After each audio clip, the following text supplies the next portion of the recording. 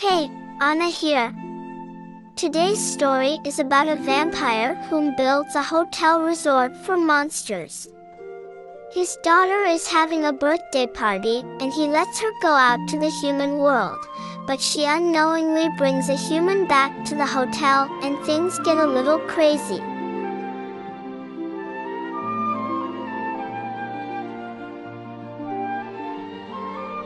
In 1895, after his wife Martha was killed by an angry human mob, Count Dracula commissions and builds a massive 5-star, monsters-only hotel in Transylvania, in which he raises his daughter Mavis. The hotel also serves as a safe haven and a getaway for the world's monsters from fear of human persecution.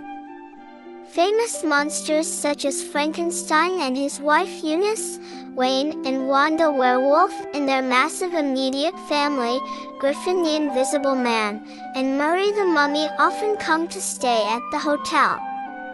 In the present day, on Mavis' 118th birthday, Dracula allows his daughter to leave the castle to explore the human world, but he sets up an elaborate plan using his zombie bellhops disguised as humans to make them seem intimidating and frighten her home.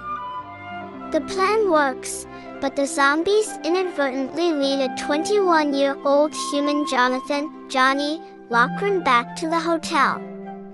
Dracula frantically disguises him as a Frankenstein's monster and passes him off as Frank's cousin, Johnny Stein. Jonathan soon encounters Mavis and the two zing. Unable to get Johnny out of the hotel without notice, Dracula quickly improvises that Johnny is a party planner, brought in to bring a fresher approach to his own traditional and boring parties. Johnny quickly becomes a hit to the other monsters. Later, Johnny plays a prank on Dracula, making him angry, and he orders Johnny to leave, but he is brought back by Mavis. After being shown the beauty of a sunrise by Johnny, Mavis is inspired to give humans another chance.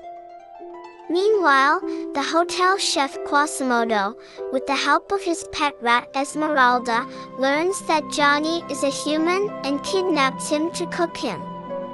Dracula intervenes and magically freezes Quasimodo to keep him from telling anyone that Johnny is human. Dracula leads Johnny to his quarters and shows him a painting of Martha, allowing Johnny to realize why Dracula built the hotel and became overprotective of Mavis. Johnny then agrees to leave for good, but Dracula persuades him to stay for the time being to avoid ruining Mavis's birthday. The party is a great success the next night, and Mavis looks forward to opening a gift from Martha. However, when Johnny and Mavis share their first kiss, Dracula overreacts, and in his outburst, inadvertently confesses to deceiving Mavis with the town. A still frozen Quasimodo bursts in and Mr. Fly reveals from his frozen speech that Johnny is a human disguised by Dracula. The guests are shocked and outraged by the deceit at play, but Mavis is undeterred and wants to be with Johnny.